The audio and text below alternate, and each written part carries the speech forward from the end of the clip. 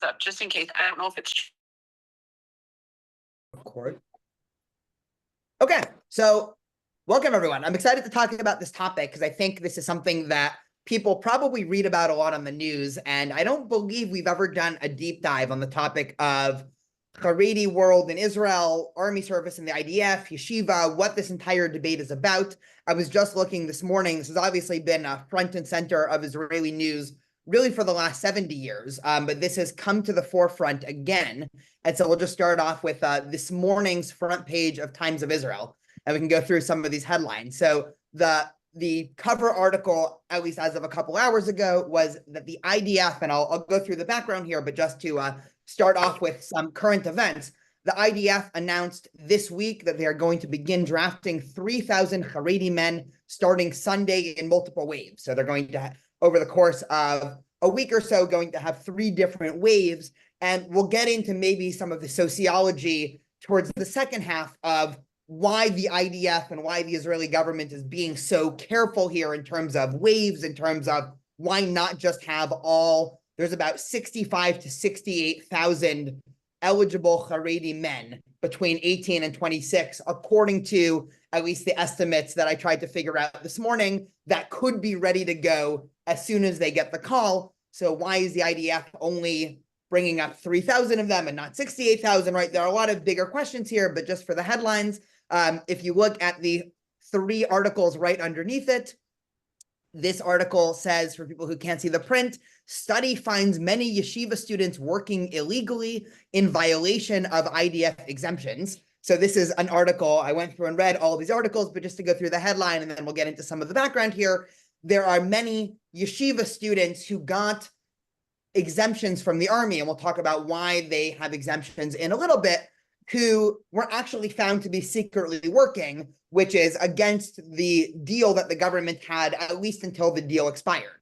And so the deal was, as of a couple years ago, if you are a 19-year-old man in the Haredi world, you do not need to go to the army like your secular or religious Zionist counterparts. You can go to a full-time Jewish studies or yeshiva program, but you're not allowed to work, right? Because that is unfair. What about all the other 19-year-olds that are putting their life on pause? They're not going to college, they're not working. And so the study found that there was not a ton, but not an insignificant amount of students who were breaking this exemption. The article in the middle says, Shas rabbi tells followers to ignore draft orders as IDF prepares for Haredi enlistment. So one of the leading rabbis of Shas, which is one of the 2 ultra-Orthodox parties in Israel, has been telling all of their followers to ignore the IDF enlistment commands. And then on the right here, the IDF says it will begin drafting ultra-Orthodox from Sunday. Protesters block the road. So we are now seeing massive protests in the Haredi world, just to see 2 examples, and then we will dive into the Jewish traditional backdrop to this. This is from a poster that is up in Mea Sha'arim, which is one of the ultra-Orthodox communities that is in Jerusalem. And just to translate, Giyus Haredim L'Tzava, right? The drafting of ultra-Orthodox to the army equals kafia la'avor ahadat, right? Forcing somebody to basically abandon their religion or to break their religion, right? The Hebrew word avor is what you say if somebody sins, right? So if I go out and eat pork for dinner, you would say I was over, right? The commandment not to eat pork. So they are basically saying the drafting of Haredim to the army is like saying that you are disgracing Judaism to some extent, right? This is poster number 1. Poster number 2, this is from the protest that happened last week. Just to translate, you should know that it is a huge sin, right? A huge isur, right? Something that, again, is hugely against Judaism to go to the army. Right? Every father needs to basically watch out for their children, right? If you are a father, or right, you need to make sure that you are not allowing your child to go to the army. But right? This is very strong language. You need to even give up potentially your life on this, right? When you say Moser et hanefesh, right? That is the language that traditional Judaism uses for this is such a big deal that may even be a life or death situation. And so whether or not this is literally or whether or not this is just hyperbole, this is really getting at the heart of Haredi society, and it's unearthing a wider sociological, and I'm going to try to bring it into a Jewish traditional debate that, at least in the country of Israel, they've been having for basically even before 1948, so we'll call it 80 plus years. And in Jewish tradition, we've been having internally for 2,000, if not 3,000 years. Before going into now some Talmud and some Tanakh, right? We're going to wind back the clock a couple thousand years. Any thoughts or questions about current events, about why this is such a big deal? Let's go there, and then we'll dip back to tradition right afterwards. No,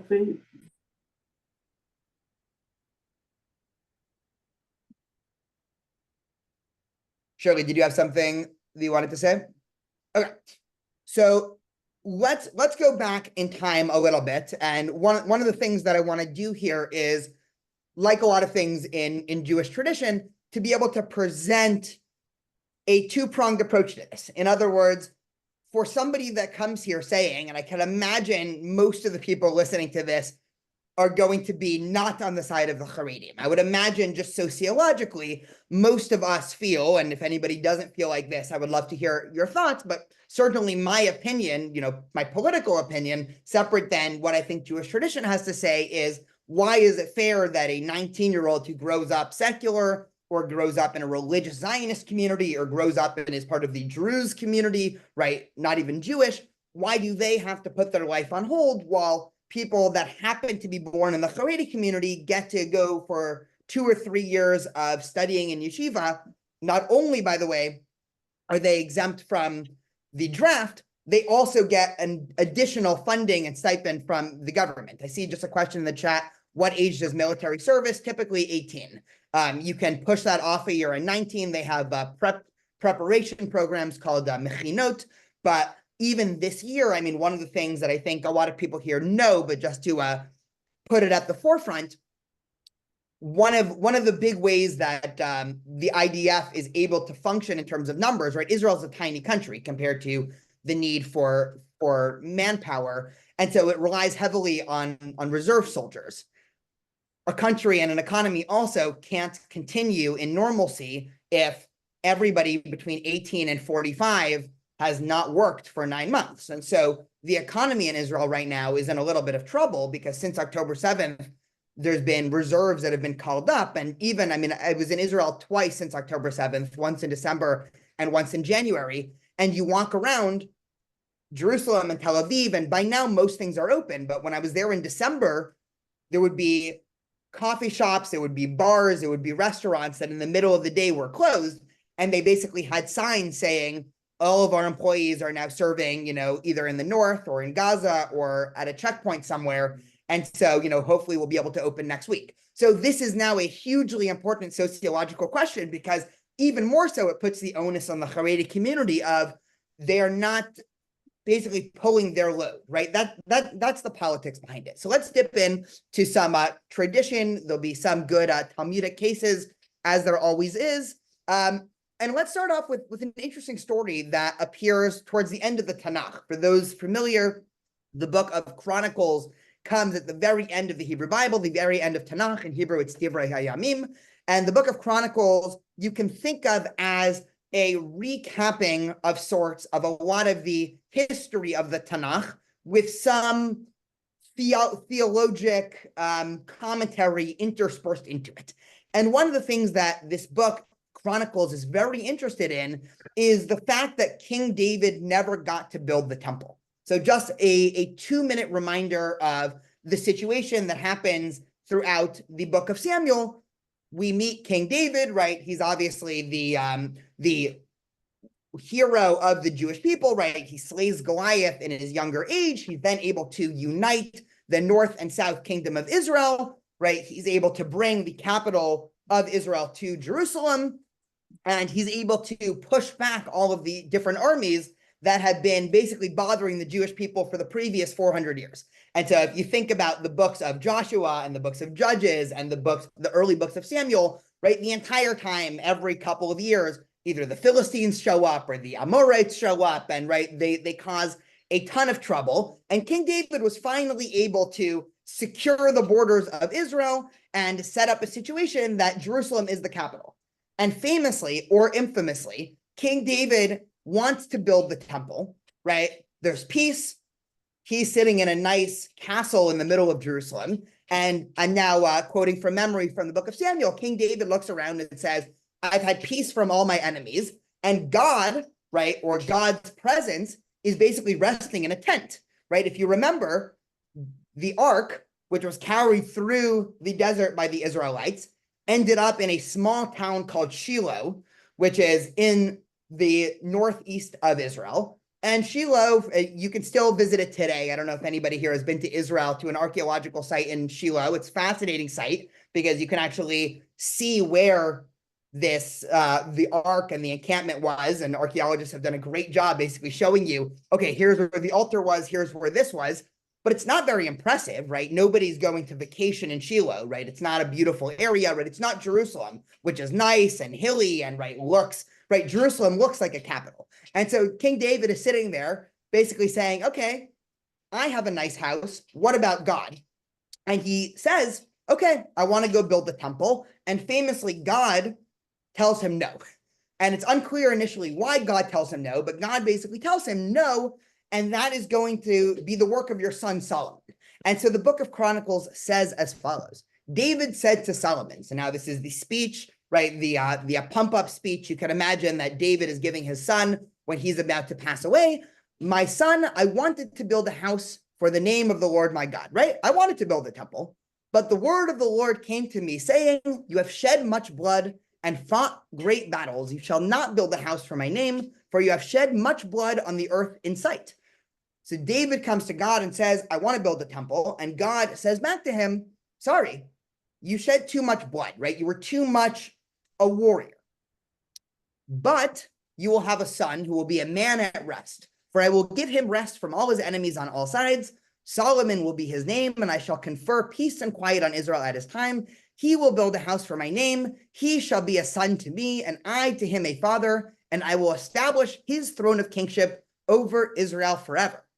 And so God continues and says, you are not going to get to build the temple, but you are going to have a son, King Solomon. He is going to be a man of peace.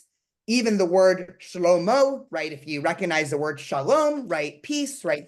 Biblical names always have hidden etymologies, right? So Shlomo, metaphorically, the man of peace, quite literally, he will build the temple. King David, right? The warrior, the man who slays Goliath, right? There's something, I'll call it theologically icky, right? That to use a non-academic word, right? There's something theologically icky about King David having gone to battle. Now, this makes a lot of the commentators uncomfortable.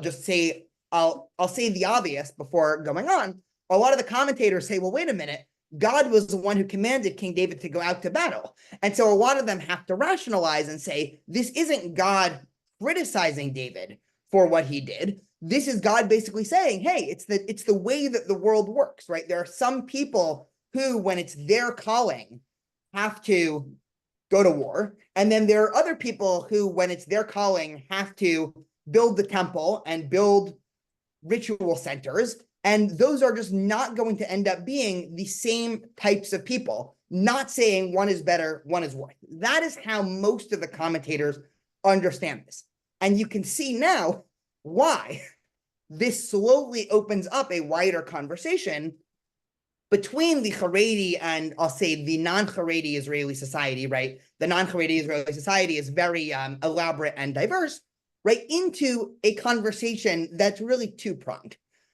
One is, what is the value, right? The Jewish traditional value from the point of view of both Jewish tradition and the way the Haredim view Jewish tradition of having an army and being able to potentially serve in it. And two, even if they agree that there is a value of having an army and there is a value in people serving in the army, the value of them specifically being the people to serve, as opposed to other people that they view as not doing as much on the ritualistic end.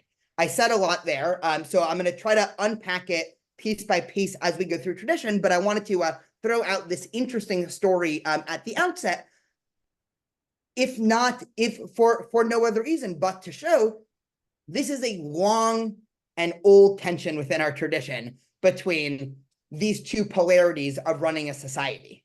And I would argue that every society in some way has this tension between the people that are in charge of, say, the day-to-day functioning of society versus the people that are there protecting the society. But the Tanakh goes into this at the outset. Cindy, go for it. Well, I would just say, since we are reading currently in Torah study, just finished Samuel's 2 and went into Kings, that it's a lot more, less delineated than this makes it sound, because David on his deathbed tells Solomon about all the grudges he has, and Solomon doesn't pick up a sword and kill Joab and, the other guys, but he orders the head of his army to do so. And so really, what's the difference? Solomon's just the head of the country and telling this guy, go stab that guy, who Joab was at the ark hanging on to the the horns, and he orders him killed. So that's not that peaceful either anyway. I just, I wouldn't put all my eggs in that argument. Yeah, no, that's yeah, no, I really love that. And just to unpack that a little bit for listeners, Solomon is also not scot-free, is what you're saying. And King David is an extremely complicated character in terms of, I mean, there is such a fun debate in the Talmud. It's one of my favorite debates, that one opinion says anybody who says that King David did anything wrong is basically a liar and a heretic. And then other opinions that say, what do you mean? King David did this wrong, and he slept with Bathsheba and had her husband killed. And right, you can imagine the debate underplaying there. It gets into a much more, I think, Jewish traditional and theological debate of, do we view the characters in the Torah as perfect, or as just very flawed humans that are living out their story? I mean, that's a really interesting debate. But I would also really point out that Solomon is a part of the society and running it and ordering enemies to be killed. David just went about doing it physically himself most of the time. And I think the Haredi look at themselves as something so completely separated that they're not even a part of the fabric of the community to make it happen. That's, yes. Yes, you are 100% right, and we'll get to that in probably 20-ish minutes. That I think there is a fundamental difference there, that Solomon, of course, viewed himself as part of the normative governmental structure, whereas the Haredim don't even view themselves as part of Israeli society unless it benefits them. I mean, that's really the difficult sociological issue here. Really, I generally try to be balanced when I talk at the intersection of Jewish tradition and politics. It is very hard to defend the Haredim from a sociological and political situation. What I'm going to do now is attempt to at least present their argument from a Jewish traditional point of view, even if I disagree. But I want us to be able to understand, when the Haredi world is sitting there by themselves, they are not saying, oh, those, we've tricked the rest of society into letting us keep studying, and, oh, all those poor fools who are serving in the army, right? If only they knew that it was this easy to ditch it, right? I can promise you that's not what they're saying. They truly believe, whether we reject it or not, I would imagine most of us would reject the premise, but they truly believe what they are doing, as per their understanding of Jewish tradition, is equally, if not more important to the protection of Israel and the Jewish people than people picking up a gun and serving at the front of Lebanon. As crazy as that is to imagine, there is some backdrop in our tradition to that view. It's not the only view, right? Which is why, again, it touches on this really interesting discussion that I think a lot of different religious traditions, but especially Judaism, has in the middle, which is there's constantly this dichotomy between, okay, if you really believe that God controls everything, then why even try to have an army to, say, get a job to, better yourself individually, right? Why not place your trust in God as opposed to, right, this is the extreme example, as opposed to doing anything. On the flip extreme, if you don't believe that God controls everything, of course, you view yourself as at central importance to getting a job, protecting your country. And what happens once you get into the middle area there? And Jewish tradition is squarely in the middle area there, right? Jewish tradition certainly believes, at least, traditional Tanakh, Talmudic Judaism, that all things come from God, right? We say it multiple times a day in every single service, right? Even in the Shema, right? If you do this, God will give you rain. If you don't do this, there's going to be drought and famine, right? If you read the prophets over and over again, the prophets say, because you didn't do this, God will do this. And so there is a view that God controls everything. On the flip side, the Tanakh and the Talmud is full of people doing stuff. And the recognition that if you don't do stuff, nothing's going to get done. As simple as that sounds, theologically, that's actually quite radical. And Judaism, as opposed to a lot of other religious traditions, makes a push for saying there are actually things you have to do, right? It's not enough to have faith and to believe in God, right? As opposed to other, right, let's say Christianity, which is at least the main sister religious tradition when it comes to the dichotomy of faith and action, right? When Christianity was saying faith over works, Judaism and the rabbis were rejecting that and basically saying sort of work over faith, right? Even though it's not necessarily a binary. Okay. So let's move on a little bit and give at least some of the Haredi backing, and then we'll get into some of the debate. So there's a long-standing Jewish tradition that prayer and connection to God is directly related to physical safety, right? This is probably not going to be a surprise for anybody here. Obviously, stories in the Torah are full of war, and especially, as Sydney said, in Torah study, they are trekking their way through Tanakh. So all of the stories of Joshua and all the stories of Judges basically make it clear that it is not the Jewish people that are the determiners of whether or not there's success or not. It is God and whatever God decides, right? And so the Talmud takes this up in a very explicit statement and then it says in the book of Psalms, our feet stood within thy gate, O Jerusalem, right? So what does that mean? It is this. What enabled us to stand in war? The gates of Jerusalem, the place where students engaged in the study of Torah. So the Talmud says explicitly, quoting a verse from Psalms that seems a little bit vague, right? The Talmud sort of makes its living on vague verses in the Tanakh. And so the Talmud says, right, it is clear that this means that as long as the gates around Jerusalem stood, the gates meaning the places of Torah, then the war effort would be positive. Moving on here, and I actually was really excited to bring this quote, especially at to the normal service goers on Shabbat morning, because we say a prayer every single Shabbat morning, and this is in the traditional liturgy, where we say there are certain things, the fruit of which a man enjoys in this world, well, the principle remains in the world to come, right? What this means is there are certain things that we do in Jewish tradition that you enjoy a little bit, right? You get some benefit of this world, but really the main benefit is for the world to come. And for those that are curious what the Jewish perspective of the world to come is, right? I think we've talked about that elsewhere, but suffice it to say that the Talmud had a relatively normative position of the world to come in heaven. And the list goes on. It says honoring one's mother and father, acts of kindness, right? The list is a little bit longer and some other variations, and bringing peace between a man and his fellow, but the study of Torah is equal to them all. So we say in the liturgy every single day that the study of Torah is equivalent to basically all these other good things that you want to do. Now, this was not unnoticed by the other rabbis that were living in the Talmudic period, and they bring this into an argument, right? So here is where we get into more of the argument. So we'll do this source, and then we'll have a little bit of a discussion, and then there's some other sources. The Mishnah in Tractate Kedushin presents a famous debate, a now famous debate between this Haredi and non-Haredi world. Rabbi Meir says a person should always teach his son, right? Today we would obviously include daughter or child, a clean and easy perfection. So Meir is saying what hopefully should be education or parenting 101, right? You want to prepare your kids for the world.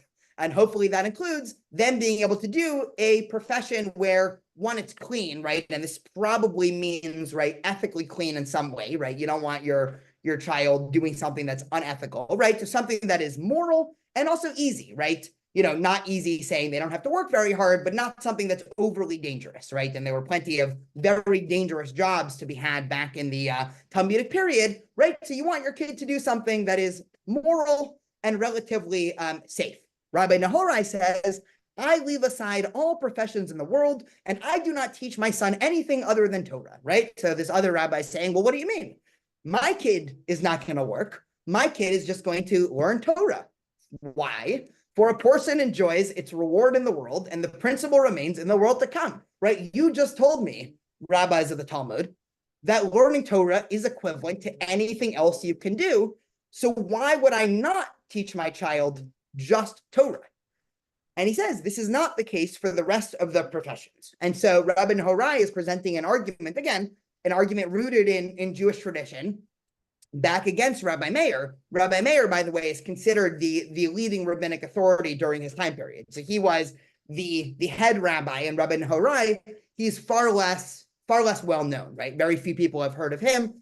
Rabbi Meir is sort of ubiquitous throughout the Talmud, and he's saying, well, why should I? Basically, you just finished telling me, you, the rabbis of the Talmud, that Torah study is the be-all and end-all. Why should I teach my kid anything but the study of Torah? I lied. We'll do one more source, and then we'll have some conversation, and then we'll start to make our way towards a conclusion. This is there was a famous conversation between David Ben-Gurion and a rabbi who's known by the name of the Chazon Ish. I'm going to guess everybody here has heard of David Ben-Gurion. I'm going to guess maybe 30 to 40% of people have heard of the Chazon Ish. The Chazon Ish was the leading Haredi or ultra-Orthodox rabbi of really the early 20th century. And so he was the leader of the Haredi world. And at this pivotal time in Jewish history, when the government of Israel and the Haredi community were coming together and trying to figure out, how are you going to run a society when there is this subset of people, the Haredi and the ultra-Orthodox, who don't really want much to do with the normal underpinnings of society? To understand their conversation, there is a story in the Talmud that the Chazon Ish is going to quote. And so just to go to the story of the Talmud, and then we'll fast forward to their conversation in the 1940s, the Talmud presents a case where two camels are both ascending a steep ascent of Beit Charon, right? And they encounter each other, right? So you get to a stop sign, right? You are taking your camel up the mountain, and now there's only a place where one camel could continue to go, right? If people here don't ride their camel around, right, you can imagine the equivalent of riding a bike or driving a car or any equivalent, right? If both of them attempt to ascend, both of them fall, right? Obviously, there's not room on the cliff for two camels to walk at the same time. So somebody has to budge, right? Somebody has to say, you know what, even though my cart and Ellen's cart get to the stop sign at the very same second, if we both try to go at the stop sign, right, it's not going to be good for either of us, right? So one of us is going to have to budge. And there's a certain commentary in here that there's an unfair quality to this, right? If we pull up to the stop sign at the same second, why is it fair that I have to wait another 30 seconds, right? I mean, this is a very low stakes example, but you could think of this, right, as a metaphor for anything else. Why is it fair that Ellen gets to go 30 seconds before me? At the end of the day, we got there at the same time.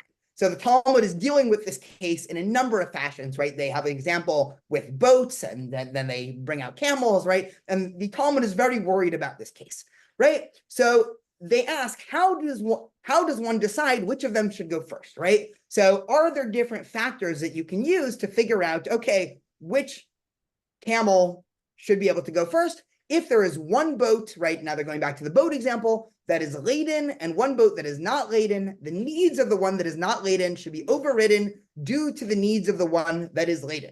So if my camel is carrying a bunch of supplies and Ellen's camel has nothing, my camel should take priority, even if it's not fair in some sense, because mine has a lot of bags to it, right?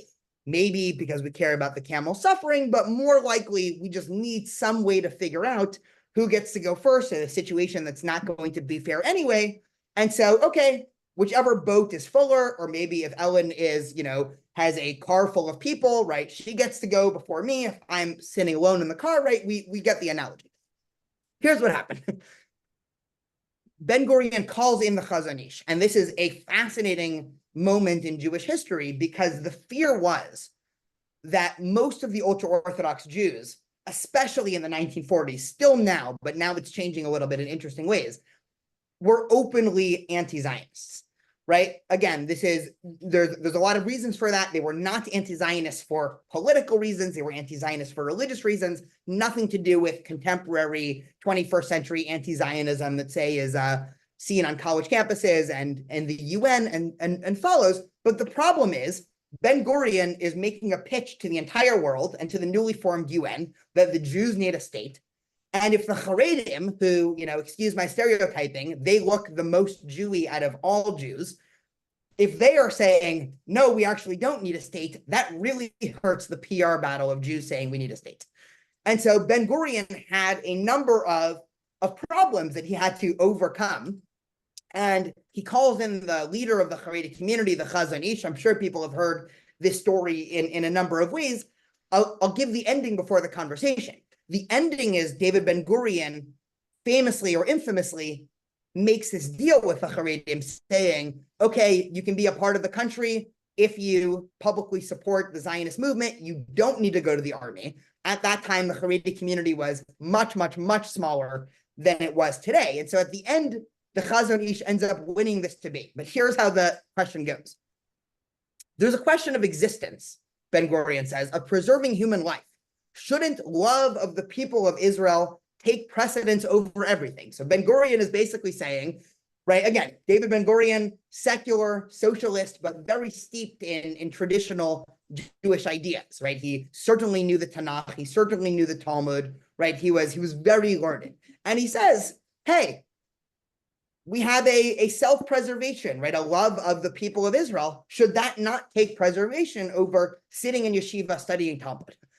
The Chazon Ish responded, although love of Israel and love of Torah may seem like two separate things, they're not, because there is no Torah without Israel and no Israel without Torah. So the Chazon Ish says back to him, we do love the people of Israel. Don't you understand that we're both preserving the people of Israel, right? You are preserving the people of Israel physically. We are preserving them, say, spiritually or the soul or whatever analogy you want to use. But he's basically saying we reject the premise of that question, right? Somebody says we are not equally pulling our weight. We say, no, we are actually doing just as much, if not potentially even more, according to the Chazon Ish. So Navon, who was one of the scribes of Ben Gurion, writing sometime later about the meeting, recounted how Rabbi Karletz, right, that was the Chazon Ish's name, responded to Ben Gurion's query regarding how can we live together, right? So Ben Gurion says, okay, we have two completely different frameworks of how the world works, right? You think everything is, you just pray to God a little bit more and you learn Torah and the enemies can't attack. And we, right, the secular socialist workers of the land, understand that, no, you have to plant crops to have something to eat and you need to show up for army service to have protection. He describes the scene from the Talmud when two camels meet on a path and one camel is weighed down with the load and the other camel is not. The one who is not carrying the burden must give way to the one who is.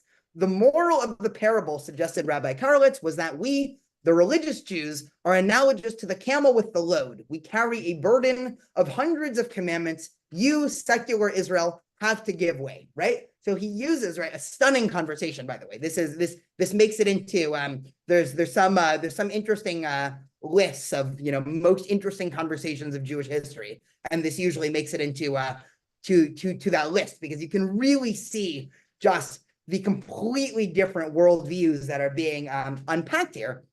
Ben Gurion attempted to mount a counter argument, and the second camel isn't weighed down by the burden of commandments. So he says, what, you think we are just running around, right, with an empty camel? The commandment to settle the land isn't a burden. The commandment to defending life are mitzvot. And what those boys who you are so opposed to do, sitting on the borders and protecting you, is that not a mitzvah? So Ben Gurion says, what are you talking about, right? You're saying that it's your half of society that is being weighed down by everything, whereas the secular Jews in Israel are basically running around without a load, right? We have the heavy load on us, right? We're the ones actually settling and planting and defending and doing all of these things. And the Chazon Ish, right, Karlitz, was not able to agree that the learners' lives were protected by those serving in the army. Rather, he insisted it is only thanks to the fact that we learn Torah that the soldiers are able to exist, right? So the conversation does not end with a happy medium. And he says, no, we have no idea what you are talking about. It is only because people are sitting there learning Torah that Israel is protected at all, right? A stunning conversation, because it really gets at the just two completely different ways to understand Jewish tradition.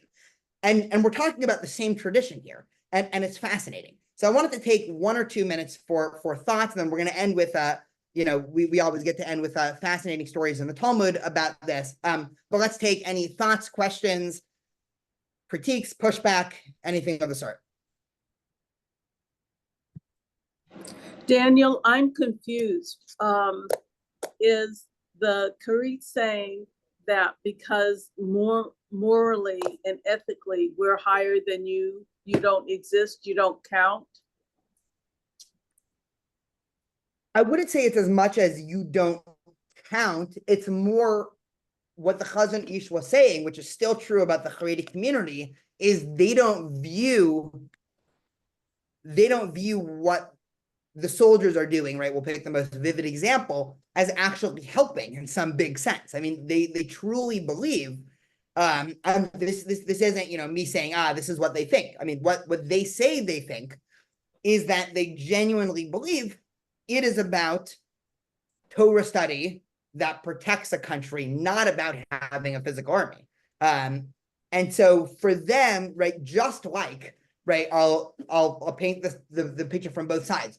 Just like it is almost impossible, I think, for most of us, including myself, to put ourselves into that mindset of thinking that me studying Talmud for 5 hours is going to protect the country better than protecting a border. It is impossible for them to fully get into our mindset of imagining that sitting there with a rifle when everything is in God's hands actually protects the country instead of beseeching God through study and prayer, right? It really is that much of a two different worldviews. And now, again, obviously there's gray area in between the two communities. Fred or Cindy. I think we both have something, but I won the coin toss. So I guess I have a question for you, because it would go to historically what historically Jews did over the last 2,000 years. Were there sects of people that were just praying? And then if so, I would suggest to them, how did it work out, right? I mean, most of the time when we do things, we go, all right, well, let's try something and see if it works. And I would suggest over the last several thousand years, or at least 2,000 years, if there were sects of people that were just praying, it didn't work out very well for the Jewish people. I mean, you could say they survived, but you could say pogroms came, gas chambers came, millions of people have suffered and died. So I would look, and maybe this is a new thing. Maybe they said, we didn't have people that were just praying and we're going to try something new. So I'm asking you a question, and I'm kind of rebutting their idea that them hanging around praying is the answer, because there's not a lot of examples in Torah or Tanakh that I saw that people just hung around and prayed. Yeah, no, you are certainly right. It is not it was not a thing, certainly in the Tanakh. The Talmud is when the debate really starts to happen between these two sides. They, again, getting into Haredi mentality, they reject the entire premise of what it means to have a state and self-autonomy through the means of the people. And so in their mind, redemption is sort of an all or nothing, right? I'm getting a little bit more into their theology here, but redemption is much more of an all or nothing process of the entire endeavor of Zionism to a large extent is faulty. And so they sort of think this whole thing is a dead end in Jewish history. Now, I will say this is starting to change in the Haredi society. And so more and more Haredim are becoming Zionists. There's a movement that's known as Chardal, right? Haredi Dati Leumi, right? Dati Leumi is the name of religious Zionists.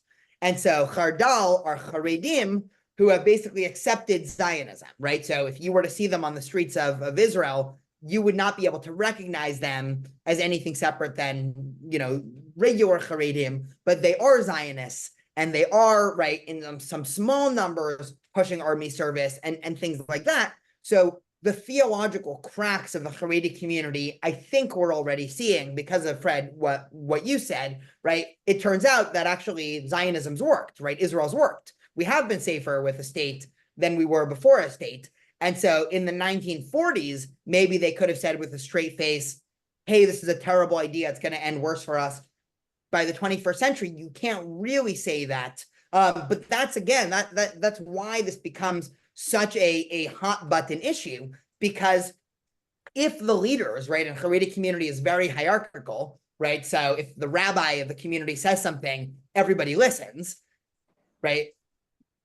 If they say and they allow army service, that is basically them admitting not just, okay, fine, so our 19-year-olds will go learn how to shoot a gun as opposed to sitting and studying Talmud. They are admitting that their entire worldview is faulty, right? So this is not just, right? And I'm not saying they're right? I think they're wrong.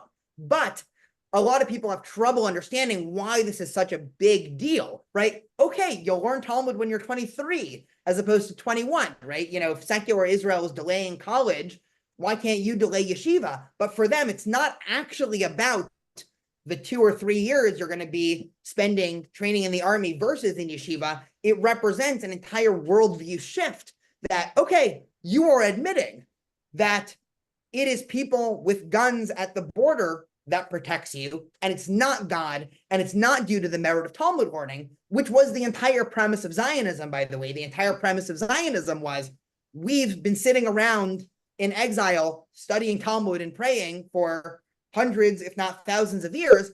That hasn't worked out for us, right? As per what Fred said, it's time to try something else from the playbook, right? So instead of sitting around praying, what if we actually try to form a nation state, right? That was Zionism.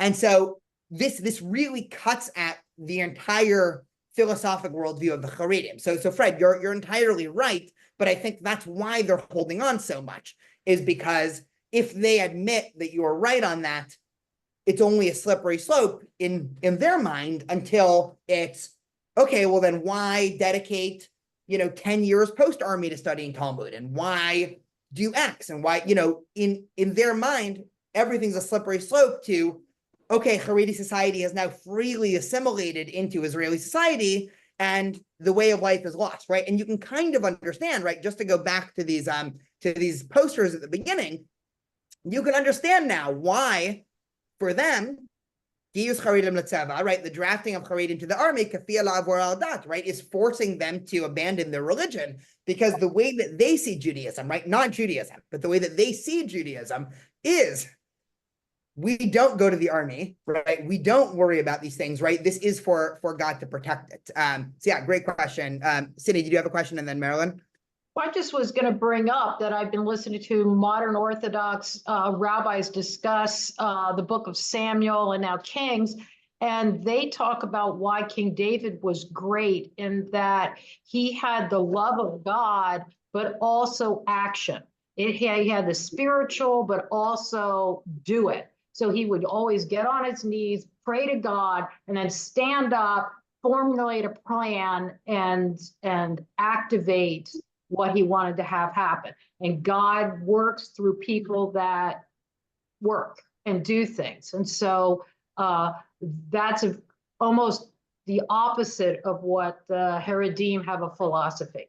Yeah, 100%. There is no group, I would argue there's no group in the Jewish world that is more upset with the Haredim than modern Orthodox Jews, right? It seems silly. It seems like, oh, for sure, Reform Jews have more of a, right? But the modern Orthodox Jews, because they're starting from the similar premises of halacha, Jewish law, is binding. We are going to follow it to the letter of the law, but they're so divided on these questions of, do you engage as a normal person in the world? Do you get a job? Do you go to the army? Or is it all about Torah learning? And so, right, these communities, both in America and in Israel, the Dati Leumi community that, loosely, it's not really modern Orthodox, but for simplicity's sake, we'll call it modern Orthodox, or the modern Orthodox community in America, there is so much, I don't want to say animosity, but there's so much social distance and philosophic distance between those communities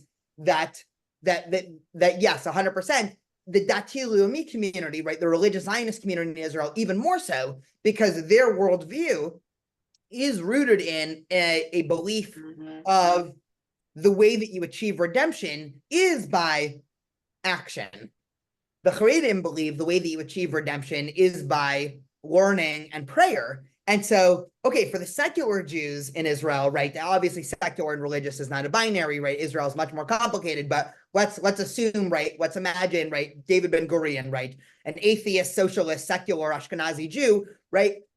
He would say, okay, this is not about redemption, right? We are done with redemption in Judaism, right? This is about normalcy, right? Political Zionism, as per Herzl and David Ben-Gurion, was about normalcy, right? The Jews have a right to be a people like anyone else. Everyone else has a country, we want a country. Everyone else has a government, we want a government. Everyone else has an army, we want an army.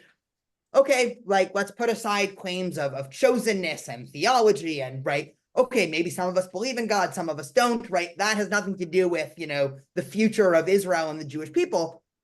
The modern Orthodox community or the religious Zionist community, they do believe in redemption. They believe that Israel is the beginning of the redemption and that it's a lengthy process that actually needs people's hard work to achieve it.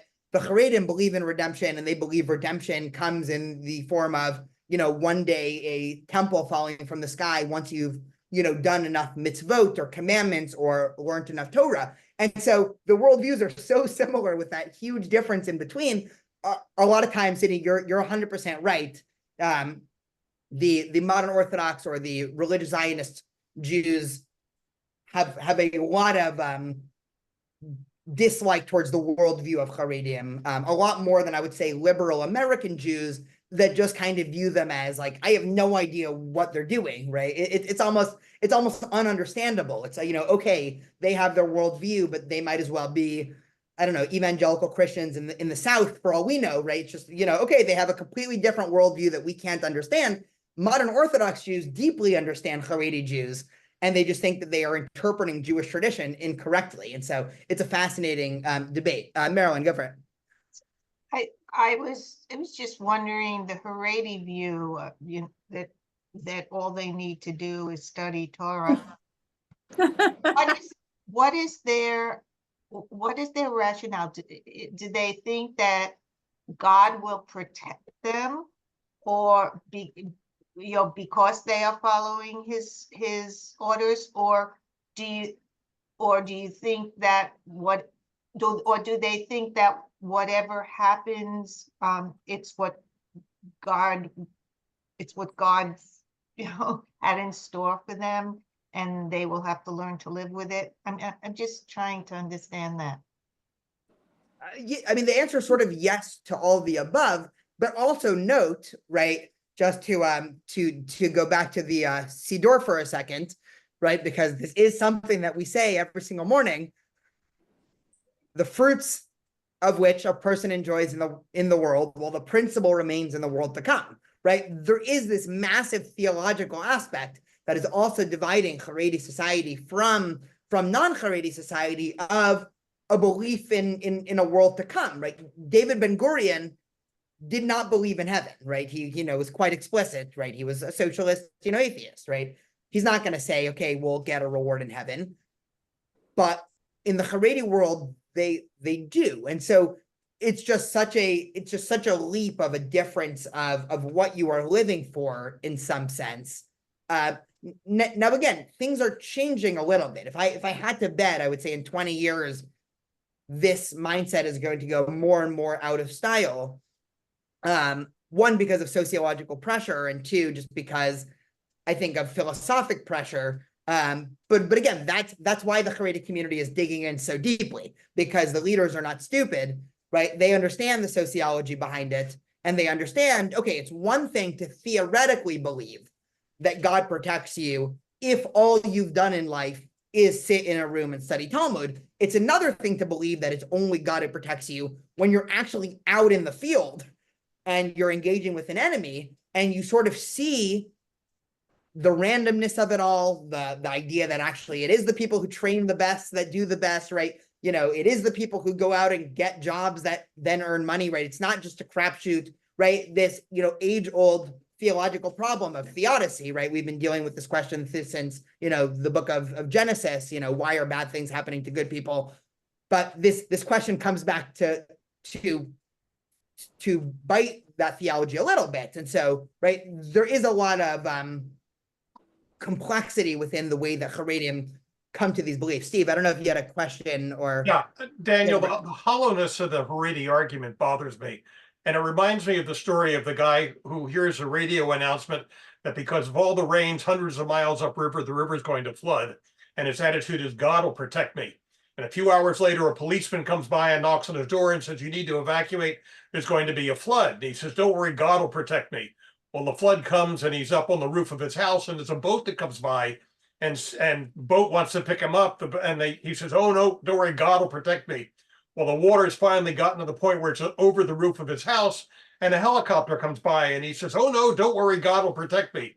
Well, he finally drowns and he's facing God. And he says, God, why didn't you protect me? And God says to him, I gave you an announcement. I sent a policeman. I sent a boat and I sent a helicopter. What do you want from me? How else can I protect you? And the Haredi argument basically is the same thing. If it wasn't for the army, you wouldn't have an Israel today. I'm in complete agreement. Yeah. They have a duty to help protect the country. And I recognize their desire to study, and this is the be all to end all with regard to Judaism. But you're absolutely right. Putting off your studies for a year or two or whatever it is secondary to protecting the society. They want to enjoy the fruits of the society. You got to put in your time. That's why I served in the military. Yeah, no, listen, personally, I obviously wholeheartedly agree. What they would say back to you is that they are protecting the country by studying Torah, right? And that at the very least, you need both, right? You need, okay, right? Because I'm sure, right, there's always a little bit of cognitive dissonance as well with any fundamentalist religious community, right? I think, Leon Festinger, the psychologist who coined the term cognitive dissonance, he did his studies following religious fundamentalist groups and what happens when things in the world don't turn out the way that they believe it, right? How do they deal with it? It turns out that they double down, right? Cognitive dissonance. If a fire breaks out in an apartment, they're still calling, the Israeli equivalent of the fire department and 911. So there is a limit to how much they would take this argument to its conclusion. That's where I think a lot of the cognitive dissonance comes in. At the end of the day, they would still say, if you take the other extreme, and let's say, Torah learning is just forgotten among the Jewish people, and, they would say, okay, well, then we've also died out in some way. Obviously, there's a middle ground, right? The middle ground is you do both, right? You find some way to, have Jewish studies and military service, right? There's an entire program in Israel called Hesder that's it's mostly involves the religious Zionist community. It's a 5 or 6 year program that includes half army, half yeshiva. And so then people are, 25, 26 by the time they finish that and actually go to college. Right? That's one solution, but yes, I entirely agree. Marilyn, go for it. Yeah, I just wanted to say that I do credit the Orthodox Jews, the Haredi community, for for a good part of the preservation of the Jewish religion. I think that when we're thrown into the diaspora, the tendency is to get more and more reformed and and blend with everybody else. And I felt for a long time that less them Because they are so, they have had a huge part in preserving Judaism. Yeah, yeah. I don't. Oh yeah, go for it. Yeah, I don't mean to throw a damper on the water, but Chabad in LA had a fire and it was Shabbat. And because it was the Sabbath, they did not call the fire department because they couldn't call. And the yeshiva students died. So any extreme probably, is not all that good. And if they don't want to be practical and give it all, like you said, they're losing. I don't think it has to do with preserving Judaism or studying Torah as much as losing faith. Yeah. So let's take a step back. So the LA situation, I think, to the best of my knowledge, right? Because even Haredi Jews' life takes precedence over Shabbat. So there wouldn't be, right? I think what happened, and this is murky memory here, is that they had a hot water urn that was left on over Shabbat, which is very common in the Orthodox community to have coffee or something, and that caught on fire, and because of that, people died. But I don't. So it wasn't the house is burning, let's not call the cops, or let's not call the fire department. But yeah, I mean, again, right, there is a situation, right, on a bigger scale that could be analogous to that. And as Marilyn said, I mean, the Haredim would love what Marilyn just said. And it's also partially true in a large extent, right, in Israeli society, right? That's why this is such, I think, a difficult issue. And why, again, every time this pops up, I mean, how many times has this issue popped up on the front page of Israeli news in the last, many, many years? Just to read out Karina's question, then Cindy, I'll take your question, and then we'll do one more story in the Talmud. Karina brings up that there's a lot of practical reasons that the Haredim didn't join the IDF in the past because of Shabbat practice or kosher or anything there.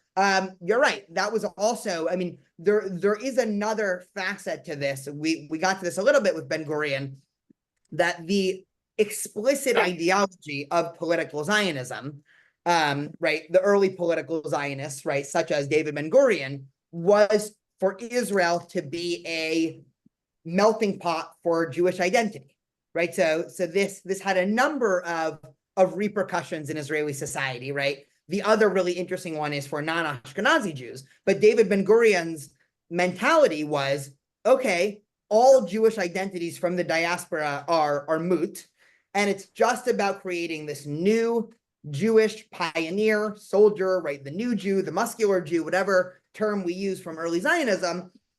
And so that meant if there is a legacy, right? You have a rich tradition of being a Jew from Iraq, right? It doesn't matter, right? You are an Israeli, right? You have a rich tradition of being as a part of this Hasidic community and this dynasty from Poland. It doesn't matter. So the explicit intent of at least first generation political Zionism was to make religious people not religious anymore. Now, today, that's not the case at all, as Karina points out. Today, basically it's hard to find non-kosher food if you're in the army. But back then, right, the explicit intention of the early political Zionists was saying, the goal in some sense is to make you not religious anymore. So it does add another complicated sociological factor. How much is that still at play today? I think the Haredim probably think it's more at play than it really is, right? I think that they're still reading accounts from the 30s and 40s, right, almost 100 years ago, and saying, see, this is their goal. Whereas the rest of the country is saying, listen, we are not the same mentality that we were in the 1940s of everybody should be secular. Israel is much more religious. Even putting the Haredim aside, Israel is much more religious than it was 80 years ago. I mean, the most popular singers, right, Yishai Ribo and Omer Adam, right? If you read the lyrics of what let me back out of this lecture and sorry, I'm gonna hold on. If you read the account, if you read the lyrics of what they're talking about, right, it's all religious and it's all right symbolism and themes from Tanakh. So there is also that component. Sydney, go for it, and then we'll do one more story in the Talmud. No, I just wanted to say that your comments made it more clear to me why there's this unbridgeable gap, because I always thought you could come up with something rational of a compromise where they could go into the service but not hold guns. They could be medics or computer programmers or whatever, but they don't want to move anywhere toward any connection with the rest of the world and the rest of the civilization and society going on there. And they don't want to back down from their worldview, like you said. Now I'm understanding it. I'm not agreeing with it, but Yeah. It is not a logistical problem to be solved, which is, I think, how a lot of people approach it of, okay, let's just figure out how to give them off for Shabbat every week unless there's a war, or, but it gets much more into the theology of it. Okay, I'm going to go ahead and just mute people because I'm hearing a lot of background noise. Okay, so one last story in the Talmud. We'll end with this. This is a fun story. So Ilfa, who was a well-known rabbi, or actually, sorry, a non-well-known rabbi in the Gemara, and Rabbi Yochanan, who is a well-known rabbi in the Gemara, studied Torah together, and as a result, they became very hard-pressed for money, right? They said, let us go up and engage in commerce, and we will fulfill with regard to ourselves the verse, although there should be no needy among you, as it says in the book of Deuteronomy, Devarim, as we will no longer be complete paupers, right? So they studied Torah, they had no money, and they said, hey, it says in the book of Deuteronomy, right, there shouldn't be any poor people among Israel. Okay, let's go get a job and work. They went and sat under a dilapidated wall and were eating bread when two ministering angels arrived. Rabbi Yochanan heard that one angel said to the other, let us knock down this wall upon them and kill them, as they abandon eternal life of Torah study and engage in temporal life for their own sustenance. The other angel said to him, leave them, as there is one of them whose time of achievement stands before him, i.e. his time has yet to come. So the two angels, right, you can think of it, the good angel, the bad angel, whatever it is, one of them saying, let's kill these people. They're about to go get jobs. The other one says, no, right, they might go out to do good things. Rabbi Yochanan heard all this, but Ilfa did not hear the angels' conversation. Rabbi Yochanan said to Ilfa, did the master hear anything, right? Did you hear those angels? Ilfa said to him, no. Rabbi Yochanan said to himself, since I heard the angels and Ilfa did not hear, I can learn from this that it is I whose time of achievement stands before me. Rabbi Yochanan said to Ilfa, I will return home and fulfill with regard to myself the contrary verse. For the poor shall never cease out of the land, right? The book of Devarim, by the way, this is a fascinating commentary, because in one verse it says, there's not going to be any poor among Israel. And in another verse, in regards to charity, it says, there's always going to be poor, right? So this is an interesting commentary on that. So, okay, Ilfa, you'll fulfill the verse of, there's not going to be any poor people. And I'll fulfill the verse of course there's going to be poor people. Rabbi Yochanan returned to the study hall, and Ilfa did not return, but went to engage in business instead. By the time that Ilfa came back from his business travels, Rabbi Yochanan had already been appointed head of the academy, and his financial situation had improved. His colleague said to Ilfa, if the master had sat and studied instead of going off to his business ventures, wouldn't the master have been appointed head of the academy?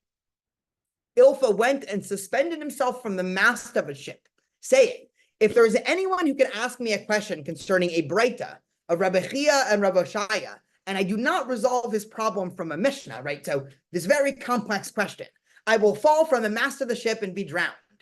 Ilfa sought to demonstrate that despite the time he had spent in business, he still retained his extensive Torah knowledge, right? The story goes on, they ask him a bunch of questions and he gets them all right. How exactly the story directly relates, that can be for everybody here to figure out. There's a lot of fascinating commentary about who was right, which of these angels do you listen to? Should Ilfa have stayed in the yeshiva? Is it good that he got a job, right? Any and all of these questions around. But I wanted to just throw this out because this is a age-old tension in our tradition. And a lot of times people will ask, well, doesn't traditional Judaism say that you should go out and get a job? And other people say, doesn't traditional Judaism say that you should, study Torah all day? And the answer to both is yes. We've been debating this, right, since the pages of, the Tanakh, and certainly the Talmud, and certainly since then. obviously the state of Israel provides a whole nother confounding variable here, because now it's not just, business for yourself, but it's the physical acts of protecting an entire nation. I don't think we're going to resolve this tension in the Zoom, but hopefully we can at least be a little bit more familiar with at least some of the theological and traditional backdrop when inevitably in a couple of weeks, when the IDF does move to draft more Haredim, right, there are rallies in the streets and we're going to be reading about it and everything there. Hope you all have a wonderful day. I'm more than happy to hang out here if anybody has any more thoughts and or questions.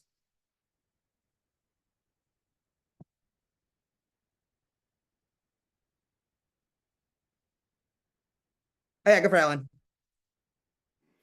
Yeah, my raised hand is not very easy to see. Just briefly, last night I spent the evening with a woman from Haifa,